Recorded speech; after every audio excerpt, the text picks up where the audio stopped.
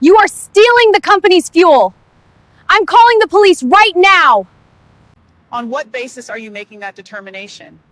You don't work here. I know everyone who works here. I'm on company property conducting company business. What specific policy am I violating? Show me the employee roster. I'll wait. Stop acting like you belong here. You're imposing. I don't need to show you anything. I have been working here for 12 years. Then verify it. When they get here, you're going to be arrested for theft and fraud. The fluorescent lights hummed above Pump 6 at the corporate fueling station, casting harsh white light across 6 pump islands.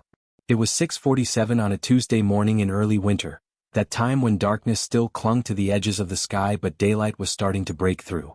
The gated facility sat behind 12-foot chain-link fencing, accessible only by employee badge scan at the main entrance.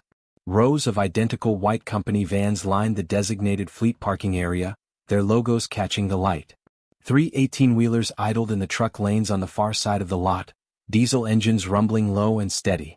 The smell of coffee drifted from the nearby break room building, mixing with the sharp scent of gasoline and cold morning air. Security cameras mounted on every corner of the facility pointed downward, red lights blinking in steady rhythm. A card reader at Pump 6 beeped softly, its screen glowing green with authorization approval. Steam rose from a thermos sitting on the hood of a black company SUV. NPR played quietly from inside the vehicle, a morning news segment about economic policy barely audible over the ambient noise of engines and distant traffic from the highway beyond the fence. At the other pumps, a handful of early shift workers filled their vehicles, heads down, moving with the practiced efficiency of people who had done this same routine hundreds of times before.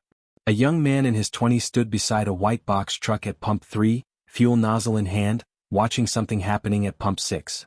His posture had shifted from casual to alert, though he didn't move closer. An older woman in a company polo shirt from the finance department finished fueling at Pump 2, glanced toward the commotion, then quickly got in her sedan and drove away without looking back. The woman standing beside the black SUV at Pump 6 hadn't moved. Her shoulders were back, feet planted shoulder-width apart, spine straight. She held her phone in her right hand, screen facing outward, camera lens pointed steadily at the woman who was now shouting into her own phone. Her left hand hung relaxed at her side, no fidgeting, no defensive crossing of arms. She made direct eye contact with the other woman, not in defiance, not in challenge, but with the kind of steady clarity that comes from absolute certainty about where you stand. The young man at Pump 3 noticed it first. The way she didn't flinch when the other woman raised her voice. The way she asked questions in complete sentences, pausing between each word like she was choosing them from a very specific vocabulary. On what basis? What specific policy? Which section of the employee handbook? Not please or I'm sorry or let me explain. Just precise, clinical questions that sounded like they came from someone who had asked them before, in rooms where those questions mattered. Another worker, a middle-aged man fueling a cargo van at Pump 5, pulled out his phone and angled it like he was reading a text message. But the camera lens pointed toward Pump 6, and his thumb wasn't scrolling. He was recording quietly without announcing it, the way people do when they're not sure if they should get involved but want evidence just in case. The woman doing the shouting, the one who would later be identified as Diane Kressler, stood beside her silver sedan, her face flushed red, one hand gripping her phone so hard her knuckles had gone white. Her voice carried across the entire facility, echoing off the metal canopy above the pumps. She jabbed her finger toward the other woman, toward the SUV, toward the fuel pump like she was presenting evidence to a jury. And the woman at Pump 6, Taraji Okoye, just stood there. Upright. Controlled. Not scared. The finance department employee who had driven away would later tell a coworker that's what stuck with her most. Why isn't she scared? Because most people, when confronted like that, when accused of theft and fraud and told the police are coming, they panic. They get defensive. They start talking fast, trying to explain, trying to make it stop.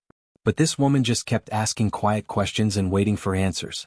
Someone in the background, another worker watching from near the break room entrance, muttered to his companion, "This isn't going to go how she thinks." Because something about the calm, about the precision of those questions, about the way Taraji held that phone steady and kept recording without saying she was recording, suggested this wasn't her first time navigating a confrontation built on assumptions. But 32 minutes earlier, none of this had started yet. At 6:15 that Tuesday morning, everything was still routine. Still boring. Still just another day.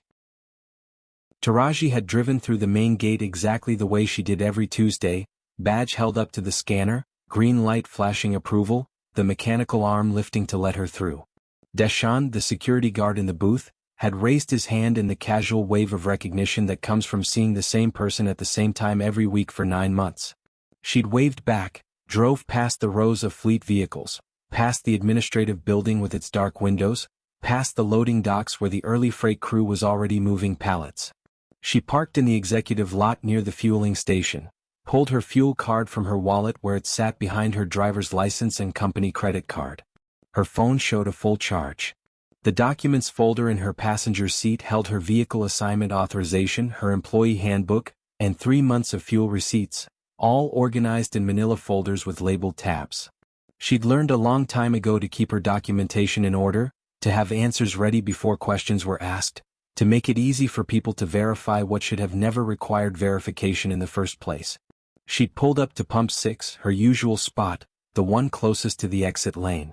Scanned her fuel card through the reader, selected Fleet Vehicle, Executive Transport from the menu options. The system had approved the transaction instantly. Green light. Authorized. Begin fueling. She'd opened the gas cap, inserted the nozzle, squeezed the handle to start the flow, then set the automatic latch so she could step back and wait. Steam rose from her coffee thermos where it sat on the hood. NPR's Morning Edition played through the cracked window, something about congressional budget negotiations. The sky was starting to shift from black to deep blue at the edges. A few stars were still visible. It was cold enough that her breath made small clouds in the air. Peaceful. Routine. The kind of boring that feels safe. The fuel pump clicked off at 6:34 a.m. Taraji had replaced the nozzle, closed the gas cap, and was reaching for her thermos when she heard the car door slam behind her. Excuse me. Excuse me. What are you doing? Taraji had turned, thermos in hand, and seen a woman she didn't recognize storming toward her from a silver sedan that had just pulled up 2 pumps away. The woman wore khaki pants and a company polo shirt, her badge swinging from a lanyard around her neck. Her hair was pulled back in a tight ponytail. Her face already showed the kind of anger that had been building before she even got out of the car. Taraji kept her voice even. Fueling a company vehicle. Good morning. That's not your vehicle. I know all the drivers. This is an executive transport vehicle assigned to my department.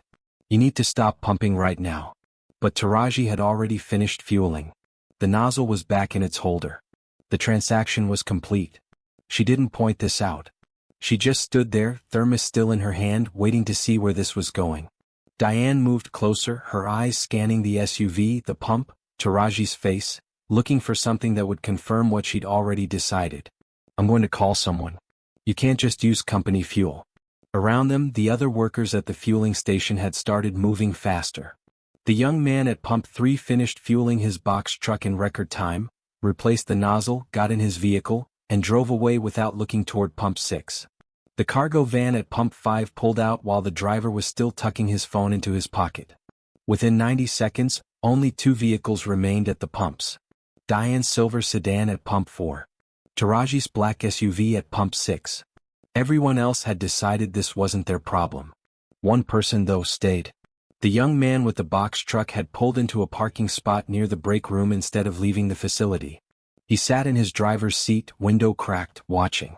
His phone was propped on his dashboard, camera pointed toward the pumps. Taraji set her thermos on the hood of the SUV.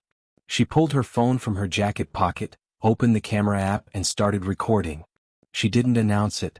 She just held the phone at chest height, lens pointed at Diane, and kept her voice calm. Would you like to see my authorization? Diane's face twisted. I don't care what you think you have. Taraji reached into her other pocket and pulled out her company badge, the one she'd used to scan through the main gate 17 minutes earlier. The badge had her photo, her name, her employee ID number, and a barcode that connected to the company's entire security database. She held it out, letting it hang from its lanyard so Diane could see it clearly. Fleet Coordinator approved this vehicle assignment last April. Diane looked at the badge for maybe half a second. Her lip curled. This doesn't look original. I know one when I see it. Taraji opened her mouth to respond, to mention the email chain saved in her phone, the digital trail that would show 9 months of approved fuel transactions, the direct authorization from Gerald Hoffman in operations. I can show you the email chain with... Diane waved her hand, cutting her off mid-sentence. Stop. Just stop. Taraji went quiet. She let her badge hang from its lanyard. She kept her phone recording. She waited. You're imposing. That's what this is. You're here impersonating an employee. I am an employee. The system approved my fuel card.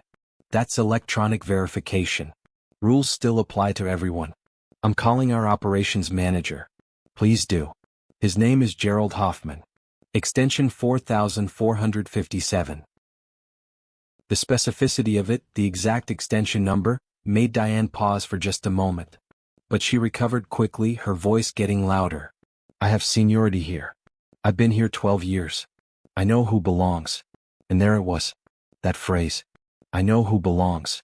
Taraji heard it and something shifted in her chest. A familiar tightness, a recognition of a pattern she'd lived through before. For 3 seconds she was somewhere else. 14 years ago, sitting in a dean's office at a university she'd worked 3 years to get into. Wooden panels on the walls. Leather chairs. The smell of old books and furniture polish. The dean had smiled, polite and professional, as he reviewed her application file. We've reviewed your transcript. Are you sure you can handle our academic rigor? She'd sat there with a 4.0 GPA from her community college. Perfect scores on her entrance exams. 3 recommendation letters from professors who called her the best student they'd taught in a decade. And this man was asking if she could handle the work, if she was sure, if she understood what she was getting into. I believe my transcript demonstrates preparedness. Well, we want to make sure you're comfortable here. It's a particular culture. Comfortable. Culture. Code words that meant we're not sure you fit. We're not sure you belong. We know our people and you don't look like them. She'd enrolled anyway. Graduated top of her class. Got her MBA. Built a career.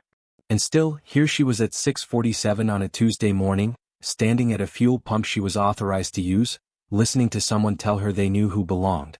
Diane was on her phone now, talking to someone, her voice sharp and insistent. There's someone unauthorized using company fuel at pump 6. You need to send security right now. Taraji could hear a male voice on the other end, faint through the phone speaker. Did you check their badge? She has something that looks like a badge, but it's not real. I can tell. Is the pump working?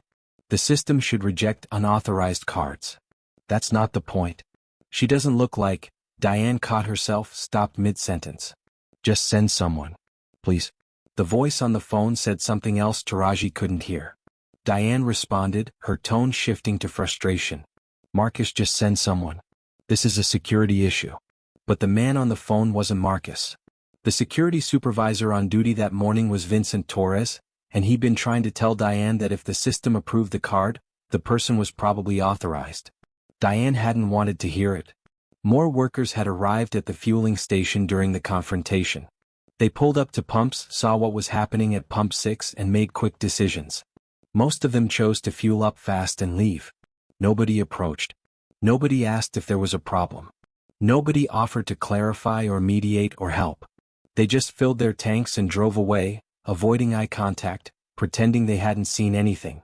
One man, though, had been walking toward the break room when he heard the shouting. He'd stopped at the entrance, coffee cup in hand, watching.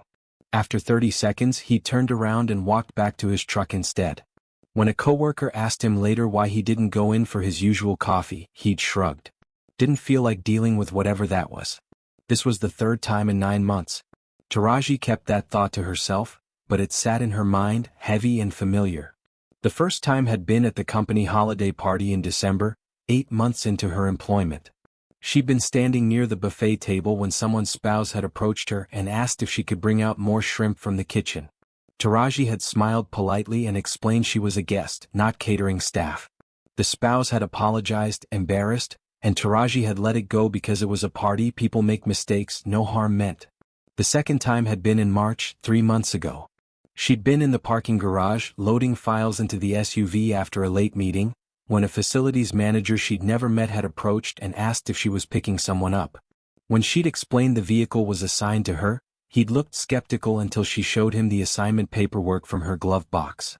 He'd apologized too, said he was just checking, said he didn't recognize her. She'd let that one go too. But this time felt different. This time someone was doubling down. This time there was an audience, even if that audience was choosing to look away. This time someone had called security and was insisting Taraji was committing fraud. Her phone battery showed 67%. Still recording. The camera angle steady, capturing Diane's face, her gestures, every word. Taraji's hand didn't shake. She'd learned that too over the years. How to hold a phone steady when your heart was racing. How to keep recording even when part of you wanted to just leave, just get in the car and drive away and let it go because fighting was exhausting and sometimes the cost of being right wasn't worth the energy. But she also knew what happened when people let it go. When they decided it wasn't worth the fight. Nothing changed. The same assumptions kept happening. The same patterns kept repeating. Someone else would stand at this pump 6 months from now and hear the same accusations, face the same presumption of wrongdoing based on the same unspoken reasons. At 6:52 a.m., a white security golf cart pulled up to the fueling station. 2 security guards got out. One of them was Deshaun Williams, the same guard who had waved at Taraji when she came through the gate 37 minutes earlier. The other was Vincent Torres, the security supervisor Diane had called. Vincent carried a tablet computer. Deshaun looked confused the moment he saw who was standing at pump 6. Diane rushed toward them before they could speak, her words tumbling out fast and urgent. She's been here impersonating an employee, using company fuel without authorization. I caught her and she's been refusing to leave. She has some fake badge but I know it's not real. You need to arrest her or call the police or something. Vincent raised one hand trying to slow her down. Ma'am, let's just... But Diane kept talking. I already told you on the phone she has fake credentials. She's been here for 20 minutes acting like she owns the place. This is theft. This is fraud. You need to do something. Deshaun had walked closer to the SUV, close enough to see Taraji clearly. He stopped. Diane, I know her. She works in... Diane cut him off. You're not checking properly. This is a security issue. Do your job. Taraji stood silently. She didn't volunteer her badge. She didn't explain. She just waited, phone still recording, watching Vincent and Deshaun navigate the situation they'd been pulled into. Vincent looked tired. Not angry, not dismissive, just tired in the way people get when they've dealt with too many problems too early in the morning and want everything to be simple and quick and resolved without paperwork. He walked over to Taraji, his voice careful and professional. Ma'am, can you show us your company badge? Taraji handed it to him without a word. Vincent scanned it on his tablet, waited for the system to respond. The tablet screen glowed green. He read the information that came up, his eyebrows rising slightly. System shows you as active employee, fleet authorization current. Vehicle assignment to Strategic Operations Department confirmed. Diane's voice went higher, more insistent. The system could be wrong. Call Gerald. Call HR. Call someone who can verify this properly. Deshaun spoke up again, his tone more firm this time. I see her every Tuesday morning, Diane. She's always here at this time. She badges in at the gate. I've waved to her for months. Then why didn't you say something when I called? Because I thought you were talking about someone else. I didn't think you meant her. Taraji's phone was still recording. Nobody had asked her to stop. Nobody had noticed, or if they had, they hadn't said anything. The camera captured Diane's face, Vincent's tired expression, Deshaun's obvious discomfort, the empty fueling station around them where witnesses had been minutes ago. Vincent radioed dispatch. Can someone verify employee ID number 84729? The voice on the other end took 30 seconds. Taraji counted them. 1, 2, 3. The hum of the fluorescent lights. The distant sound of highway traffic. Diane tapping her foot against the concrete. 4, 5, 6. Deshaun looking at the ground. 7, 8. The radio crackled. That's an active senior analyst in strategic operations. Hired April of last year. Vehicle assignment confirmed through fleet coordinator. Authorization current. Diane's face changed. The anger didn't leave, but something else entered. A flicker of realization, maybe, or the first edge of understanding that this wasn't going to end the way she'd expected. But she didn't apologize. Her voice stayed defensive. Well, she still should have identified herself when I first approached. Vincent turned to Taraji, his tone gentler now. Ma'am, did you identify yourself when she first questioned you? Taraji spoke for the first time since security had arrived, her voice even and factual. She didn't ask for identification. She told me to stop fueling and said I didn't belong here. When I offered to show her my authorization, she refused to look at it. She pulled up the recording on her phone, turned up the volume and played it back. Diane's voice came through clearly. "This doesn't look original. I know one when I see it." Then Taraji's voice, calm and professional. "I can show you the email chain with," cut off by Diane's dismissive wave and sharp interruption. "Stop. Just stop." Then the accusation. "You're imposing. You're here impersonating an employee." Vincent winced. Deshawn looked at the ground again. Diane's face flushed darker red. "I was protecting company property. That's my job." Vincent's voice stayed professional, but there was an edge to it now. "You work in accounts payable, Diane. Security isn't your jurisdiction. You're not authorized to challenge employees or question their credentials. So I'm supposed to just ignore suspicious activity?" Taraji spoke, her voice quiet but clear. "What was suspicious?" The question hung in the cold morning air. For seconds of silence. Diane opened her mouth, closed it, opened it again. Didn't answer. Vincent pulled out an incident report form on his tablet, started filling in fields with quick taps of his stylus. "I need to file a report on this. This was recorded. There were witnesses. HR will need to review the interaction." Diane's voice cracked, going from anger to something closer to panic. "I'm being punished for being vigilant? For caring about company security? This is insane." She turned and walked quickly back to her silver sedan, pulling out her phone. "I'm calling Gerald myself. He'll straighten this out. He'll tell you I was right to question this." She got in her car, slammed the door and sat there making a phone call, her gestures visible through the windshield, animated and aggressive. Vincent turned back to Taraji. "I'm sorry about this. Do you want to file a formal complaint?" Taraji considered the question. Part of her wanted to say yes immediately, to make sure this was on record, to ensure there were consequences for what had just happened. But another part of her, the part that had been through versions of this before, knew how these things went. Formal complaints meant meetings. Meetings meant reliving the incident over and over, answering questions, justifying her right to be somewhere she was authorized to be. It meant becoming that person, the one who filed the complaint, the one who made waves. "I'll wait to see how the company handles it." Vincent nodded. "Fair enough. But if you change your mind, you have 72 hours to add your statement to the incident report. And you should keep that recording. If this goes further, you'll want that evidence." Deshawn stepped closer, his voice low enough that Diane couldn't hear from her car. "For what it's worth, I tried to tell her on the phone. She wouldn't listen. She just kept saying someone was using fuel without authorization and I needed to get here fast." "I know. Thank you." The two security guards got back in their golf cart and drove toward the administrative building. Diane was still in her car, phone pressed to her ear, her free hand gesturing sharply. Taraji stood beside the SUV for another moment, then got in, closed the door and sat there with the engine off. Her hands were shaking. The adrenaline that hadn't been there during the confrontation hit her all at once. Her breath came faster. Her heart pounded against her ribs.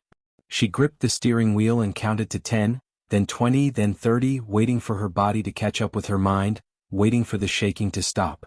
5 minutes passed before she felt steady enough to start the engine. She pulled out of the fueling station, drove through the facility, badged out at the main gate. Deshawn waved again as she left, the same casual gesture he always made, like he was trying to restore normalcy, like nothing had changed. But something had changed. Taraji felt it in the way her shoulders stayed tense even after she'd left the property. In the way she kept checking her rearview mirror. In the awareness that Tuesday mornings at Pump 6 would never feel routine again. That afternoon, sitting at her desk in the Strategic Operations Department, she sent an email to HR with a formal request for security footage from the fueling station. She attached the incident report number Vincent had given her. She backed up her phone recording to 3 different cloud services. By evening, she had copies stored in 5 separate locations, because she'd learned that evidence had a way of disappearing when it became inconvenient for institutions to acknowledge what had happened. Wednesday morning the email started. Not to her but around her. Anonymous forwards, the kind where you can't see who sent them originally, bouncing from inbox to inbox through the company. Someone needs to address what happened Tuesday. There's video evidence circulating. Did you hear about the incident at the fuel station? I heard security had to get involved. Apparently someone called the cops on an employee. By Thursday, 6 different versions of the story were moving through the building. Some of them were close to accurate. Some of them had transformed into something unrecognizable. In one version, Taraji had stolen a vehicle. In another, she'd assaulted someone. In a third, she'd been arrested. None of those things had happened, but the truth was less interesting than the speculation, so the speculation spread faster. Friday afternoon, Diane was called into an HR meeting. She went in confident, certain she'd done the right thing, ready to explain that she'd been protecting company property, that anyone would have done the same, that she couldn't just ignore suspicious activity. She came out 2 hours later looking shaken, carrying a folder of paperwork, placed on administrative leave pending a full investigation. The investigation took 6 weeks. HR interviewed 7 witnesses. Most of them said they hadn't seen much, hadn't wanted to get involved, had just been there to fuel their vehicles and leave. But 3 of them provided detailed statements. The young man with the box truck wrote a full page about what he'd observed, about the calm precision of Taraji's responses, about Diane's refusal to look at offered documentation, about the way she'd said this doesn't look original without really examining the badge. The finance department employee who'd driven away came back 2 days later and submitted a statement saying she'd witnessed the initial confrontation and it had made her uncomfortable enough to leave. Another worker, someone from the freight crew who'd been near the break room, confirmed he'd heard Diane shouting about impersonation and fraud. Security footage from 4 different cameras captured the entire interaction. The footage from the camera directly above Pump 6 showed Diane's approach, showed her refusing to look at Taraji's badge, showed her cutting Taraji off mid-sentence with that dismissive wave. Audio wasn't available, but body language told the story clearly enough. Vincent and Deshawn submitted their official reports. Both of them noted that the employee in question, Taraji Okoye, had been verified through multiple systems as authorized. Both of them noted that Diane had refused to accept that verification even after it was confirmed by dispatch. Deshawn's report included a note that he'd seen Taraji weekly for 9 months and had never had cause to question her presence at the facility. The company's legal department got involved in week 4. Someone pointed out that Taraji's recording had started circulating internally, that employees were forwarding it to each other, that it was only a matter of time before it ended up on social media. A lawyer reviewed the footage and the audio recording and wrote a memo that included phrases like potential liability and pattern of discriminatory conduct and recommend immediate termination. Gerald Hoffman, the operations manager Diane had threatened to call, submitted a statement confirming that Taraji's vehicle assignment had been approved without question, that she'd been using the fleet fueling station for 9 months without incident, and that at no point had her authorization been in doubt. He added a note that Diane had called him that Tuesday morning, furious, demanding he confirm that someone was using company resources without permission. When he'd asked for a name and employee ID number, Diane had said she didn't have that information but she knew the person didn't belong there. He told her to let security handle it and hung up. Week 6, HR made their determination. Diane Kressler was terminated for violation of company harassment policy, for making false accusations against a coworker, and for refusing to follow proper security protocols. She was escorted out of the building by security on a Tuesday morning. Vincent and Deshawn were assigned to the escort. Diane cried during the walk to her car, said she'd given 12 years to the company, said this wasn't fair, said she'd only been trying to help. Taraji learned about the termination through the same anonymous email chain that had spread the original story. Someone forwarded the news with a single line. She got fired. No additional context. No follow-up. Just that simple statement bouncing from inbox to inbox. And that should have been the end of it. Employee confrontation, investigation, termination, resolution. But 3 days after Diane's termination, Taraji received an alert on her phone. Someone had filed a police report naming her as a subject. She opened the notification with a sinking feeling in her stomach, already knowing what it would say before she read it.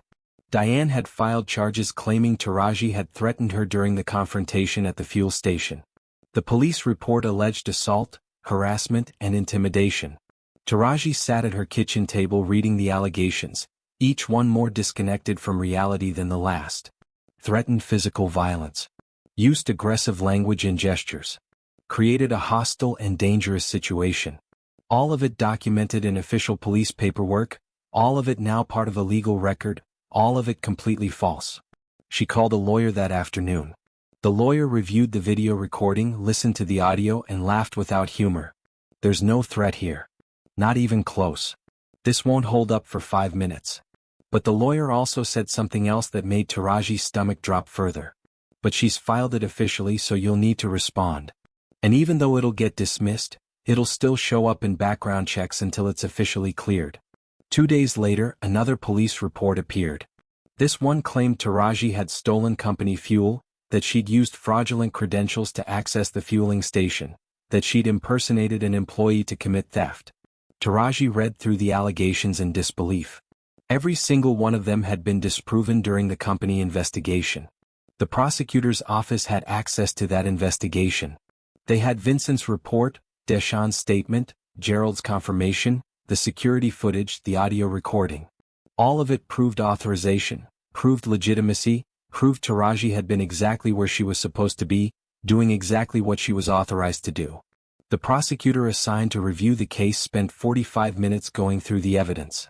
Then he picked up the phone and called the police department. Who took this report?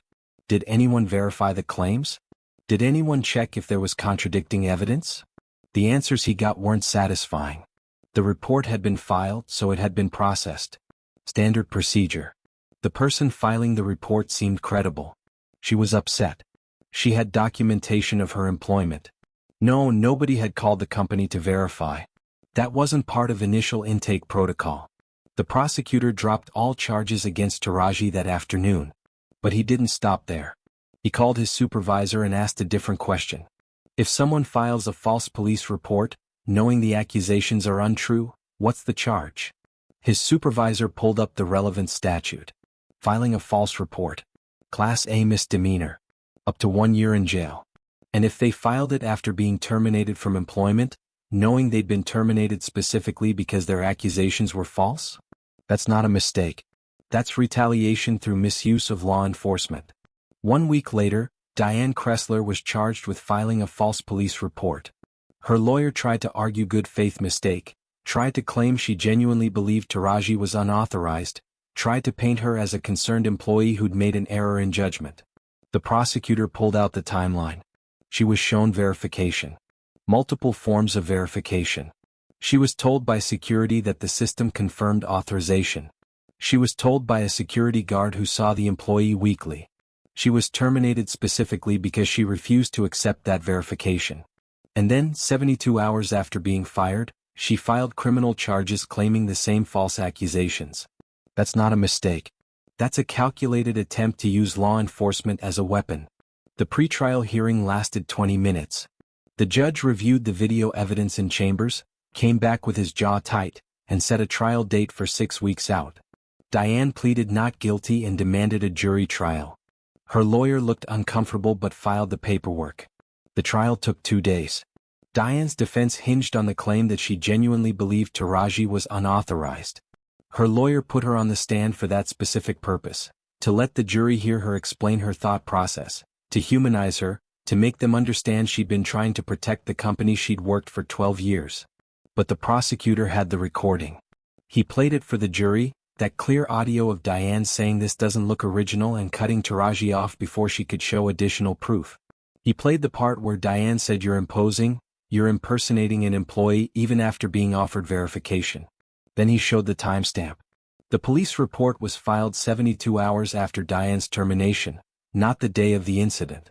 If you genuinely believed a crime had been committed, why wait 3 days? Why wait until after you've been fired for making false accusations?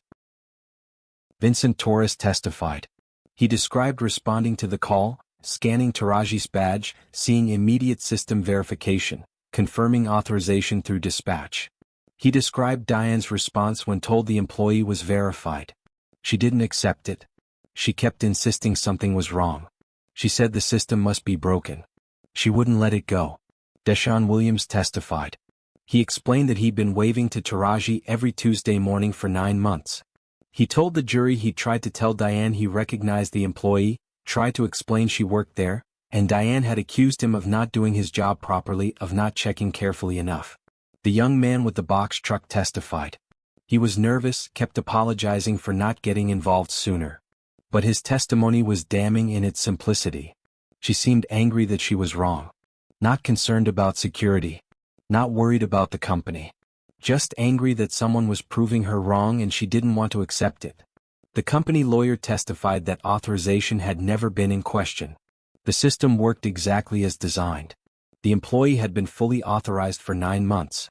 There was no ambiguity, no gray area, no reasonable basis for doubt. The prosecutor put the timeline on a board for the jury. Tuesday morning, 6:47 a.m., confrontation at fuel station. Multiple verifications showed authorization. Friday afternoon, Diane terminated for false accusations. Tuesday, 3 days later, Diane files police report alleging theft and fraud, the same accusations the company had just determined to be false. This isn't about protecting anything. This is about weaponizing law enforcement because she was angry about facing consequences. Diane's lawyer tried to argue she'd been upset about losing her job unfairly, that she'd filed the report in emotional distress, that she hadn't been thinking clearly. The prosecutor's response was sharp. She was thinking clearly enough to write detailed accusations. Clearly enough to name specific crimes. Clearly enough to fill out official paperwork. She wasn't confused. She was retaliating. The jury deliberated for 4 hours. When they came back, the forewoman stood and delivered the verdict with a steady voice. Guilty of filing a false police report. The sentencing hearing took place 2 weeks later. Diane's lawyer asked for probation, community service, anything except jail time. He talked about her clean record, her 12 years of employment, her 2 children who needed their mother, her elderly parents who depended on her. He painted a picture of someone who'd made a mistake, who'd let anger cloud her judgment, who deserved a second chance. The prosecutor requested the maximum sentence. This is about the misuse of emergency services. This is about attempting to give someone a criminal record through false accusations. This is about what happens when law enforcement is weaponized because someone is angry about facing accountability. If there are no serious consequences for this, what message does that send? The judge took 10 minutes to review his notes before speaking. His voice was measured but firm. Ms. Kressler, you had multiple opportunities to de-escalate this situation. You were shown evidence repeatedly. You were told by security personnel that the employee was authorized. You were told by coworkers who recognized her. Instead of accepting that information, you doubled down. You refused to look at documentation. You interrupted and dismissed every attempt at verification. And then, after your employment was terminated specifically because of those false accusations, you involved law enforcement. You filed criminal charges that you knew or should have known were false. This behavior wastes public resources. It potentially endangers others. And it shows a pattern of escalation rather than reflection. He announced the sentence. 6 months in county jail. 2 years probation after release. 200 hours of community service. Mandatory bias awareness training. And a formal written apology to be submitted to the court and to Ms. Okoye. Diane broke down sobbing. Her lawyer put a hand on her shoulder. The bailiff stepped forward. And 6 weeks later, after appeals were denied, Diane Kressler began serving her sentence. Taraji never wanted jail time. She'd told the prosecutor that multiple times. She just wanted it to stop. Wanted the false accusations to end. Wanted her name cleared. Wanted to go back to fueling her company vehicle on Tuesday mornings without wondering if someone would question her right to be there. But the prosecutor had explained that some decisions weren't hers to make. The state was pursuing charges for misuse of law enforcement resources. Once Diane filed that false report, it became a matter of public interest, not just personal harm. The company implemented new protocols after the incident. Mandatory de-escalation training for all employees. A formal policy that only security personnel were authorized to question other employees' credentials. An anonymous bias reporting system where people could document incidents without fear of retaliation. The director of HR sent an email to the entire company explaining that all employees had the right to access authorized areas without being challenged by non-security personnel, that badge verification was handled by electronic systems and trained security staff, and that employees who violated this policy would face disciplinary action. But despite the policy changes and the training sessions and the official communications, something had shifted for Taraji. She still went to work. She still did her job. She still fueled the company SUV every Tuesday morning at Pump 6. But now some coworkers avoided her in the hallways, uncertain what to say, worried about saying the wrong thing and becoming part of a story they didn't want to be in. Other coworkers were overly friendly, asking how she was doing with voices that were too loud, too performative, like they were checking a box labeled supportive colleague rather than actually connecting as human beings. She became that person. The one who got someone fired. The one who got someone sent to jail. Never mind that Diane had gotten herself fired by refusing to accept verification. Never mind that Diane had gotten herself criminally charged by filing false police reports. The story simplified itself as it spread. Confrontation happened. Someone got fired. Someone went to jail. And the person still standing, still working, still there every day became the reason all of it had happened. Deshawn still waved when she came through the gate every Tuesday. That small gesture meant more than he probably knew. He didn't treat her differently. Didn't avoid eye contact. Didn't act like she was fragile or dangerous or anything other than the same person who'd been driving through that gate every week for over a year. She appreciated that consistency, that refusal to let the incident redefine their basic professional courtesy. 6 months after sentencing, Diane was released from county jail.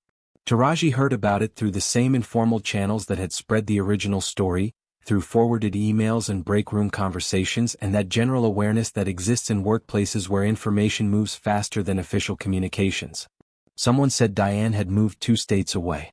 Someone else said she'd moved in with family.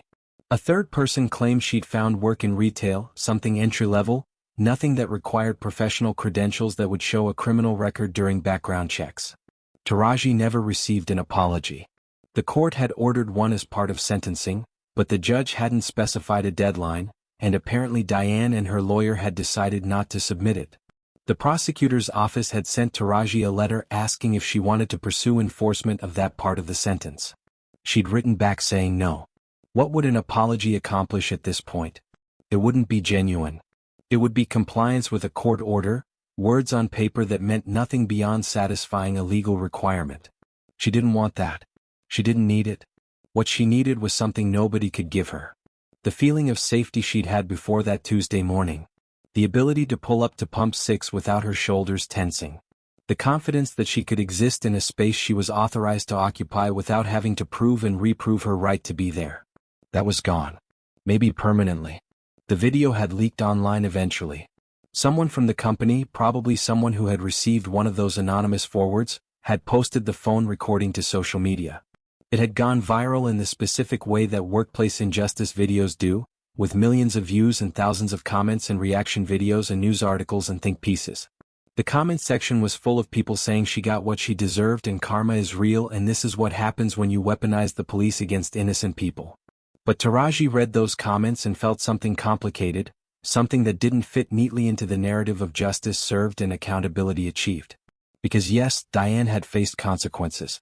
Real, serious consequences. She'd lost her job. She'd been convicted of a crime. She'd spent 6 months in jail. Her life had been fundamentally altered, her future permanently marked by a criminal record that would follow her through every job application, every background check, every attempt to rebuild. And Taraji remembered that moment in the HR office, the one she'd heard about later through people who'd been there. Diane crying, saying she'd given 12 years to the company, genuinely not understanding how protecting company property had led to termination. That wasn't the voice of someone who thought she'd done something wrong. That was the voice of someone who believed, truly believed she'd been right. Who'd built a worldview where certain people belonged in certain spaces and others didn't, and that belief was so fundamental, so unquestioned, that even when system after system confirmed authorization, she couldn't accept it. The cognitive dissonance was too strong. The challenge to her understanding of how the world worked was too threatening. Did that make it right? No. Did that excuse the false accusations, the escalation, the attempt to use law enforcement as a weapon? Absolutely not. But it made it human. Complicated. Messy in the way real people are messy, carrying biases they don't acknowledge, acting on assumptions they don't examine, hurting others while believing they're doing the right thing. Justice had been served. The legal system had worked more or less. Diane had faced consequences proportional to her actions. The company had implemented policy changes. Other employees would have more protection going forward. The outcome was better than most stories like this, where accountability never arrives, where institutions protect the aggressor, where the person harmed is told to let it go and move on. But better doesn't mean complete. It doesn't mean healed. It doesn't mean the fundamental unfairness of having to prove your right to exist in spaces you're authorized to occupy has been resolved. That underlying reality, the one where Taraji still notices every car that pulls up while she's fueling, still feels her shoulders tense when someone approaches, still carries her phone with the recording app one tap away just in case, that reality hasn't changed. Policy updates and criminal convictions don't erase the lived experience of knowing that at any moment, someone might decide you don't belong and you'll have to prove otherwise. Tuesday morning, 6:47 a.m., 8 months after the trial, a year and 5 months after the original incident. Taraji pulled up to pump 6 at the corporate fueling station. Scan her card. Selected fleet vehicle, executive transport. Green light. Authorized. Begin fueling. Steam rising from her coffee thermos on the hood. NPR playing through the cracked window. Cold morning air making small clouds of her breath. Routine restored. On the surface. But she noticed the silver sedan that pulled up to pump 4. Noticed the person who got out, an older man she didn't recognize, someone from the night shift heading home. Noticed the way he glanced toward her, then away, then back again, like he was checking, confirming, verifying. He probably didn't mean anything by it. Probably just the normal awareness people have in shared spaces. But Taraji noticed. And in noticing, she felt the weight of what would never fully go away. The calm never completely came back. Justice had been served. Consequences had been delivered. Accountability had been achieved. But the underlying truth remained unchanged. She just wanted to fuel a car. That was all. Just do her job. Just exist in a space she was authorized to occupy. Just have a boring, routine Tuesday morning. And even after everything, after the investigation and the trial and the sentence and the policy changes, that simple desire still felt like too much to ask. If you've ever had to prove you belong somewhere you were authorized to be, if you've ever had someone question your right to occupy a space based on assumptions rather than facts, drop a comment below. Your story matters. And if this resonated with you, hit that subscribe button. We share real stories of accountability, consequence, and the complicated reality of justice in everyday situations. Because sometimes the system works and sometimes working isn't the same as being made whole.